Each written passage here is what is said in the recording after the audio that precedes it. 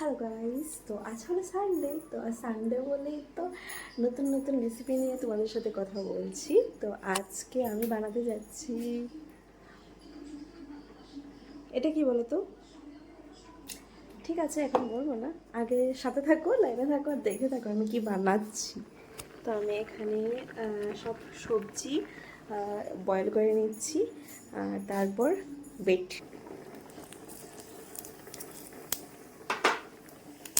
তারপর এখানে আমি কিছু মিষ্টি জিরা অ্যাড করে নিয়েছি। তারপরে অ্যাড করার পরে এখানে আমি যে সবজিগুলো বয়েল করেছিলাম সেই সবজিগুলো আমি দিয়ে দিয়েছি। তো তারপর সেই যে কি বলে ওটাকে, চিরাকে আমি ভিজিয়ে আমি ওইটাকে দিয়ে দিই। তো ফাইনালি এটাকে তোমরা সবাই জানো এটাকে কি বলে, আর যারা জানো না তাদেরকে আমি বলে দিচ্ছি, এটা হয়েছে আমি চিড়ার পোলাও বানাচ্ছি। তো অনেক দিন ধরে ইচ্ছে হচ্ছিল যে চিড়ার পোলাও খাবো, বাট আর আমি বানাতে পারছিলাম না, আর টাইমও হয়নি বলে আমি বানাতে পারিনি।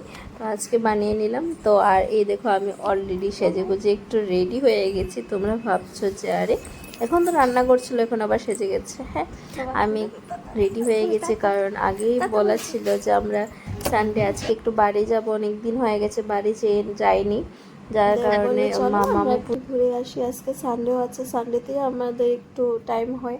তো আর এই স্ত্রীকে দেখো গাড়িতে বসে চুপচাপ বসে আছে। ও কি করছে জানো? দেখাবো, দাঁড়াও।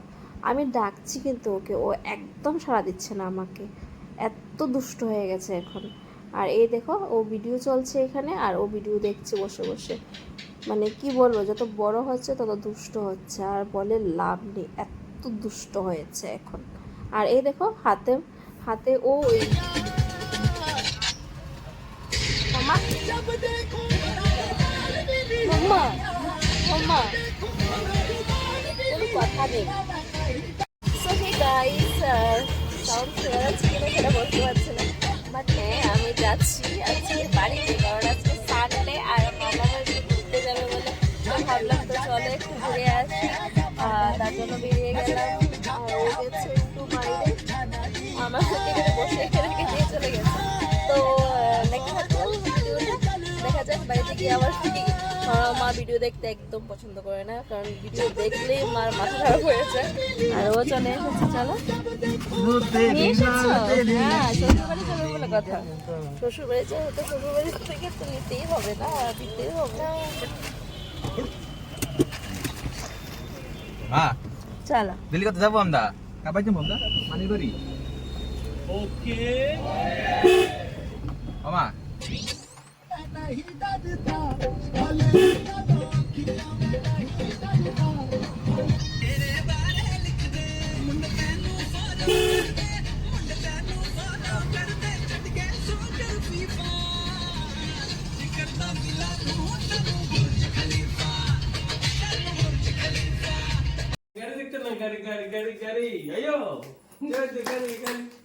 কই এসে তুমি? হেরে আইডিয়াটা ফেলেছো দি না না তোমারটা রেডি ওইসে মাম্মা মানিগুলো কাচ্ছে রে মাম্মা কাচ্ছে। সে বসে গেছে পাবজি খেলতে, পাবজি না কি খেলে, সিএসসি। পাবজিটা এখন কমে গেছে, সিএসসি খেলছে। আর এই দেখো মামাম তো বিস্কুট খেতে বসেই গেছে। মামাম অনেক দিন পরে আজকে দিদানো বাড়ি আসলো। আমাদের চশমিশ এখন আর মাথা তুলবে না, কারণ ও চশমা পরে আছে বলে। ও বাবা, ও বাবা, দাও মামা, তুমি কি খাবে?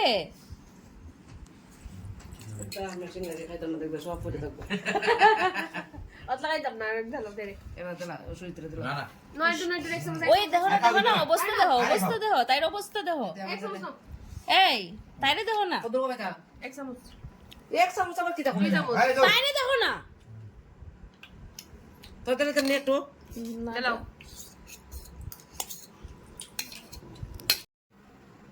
তোমরা দেখতে পেলে সির এত বড় সাহস হয়ে গেছে। ও আমরা সিঙ্গারা খাচ্ছি বলে ও সিঙ্গারা খাবে, মানে সামনে যা পাবে ওকে দিতে হবে, এত দুষ্ট হয়ে গেছে এখন। তারপরে দেখো ওর মানি ওকে ম্যাগি দিচ্ছে না বলে রাগ করে এখন বসে আছে এখানে।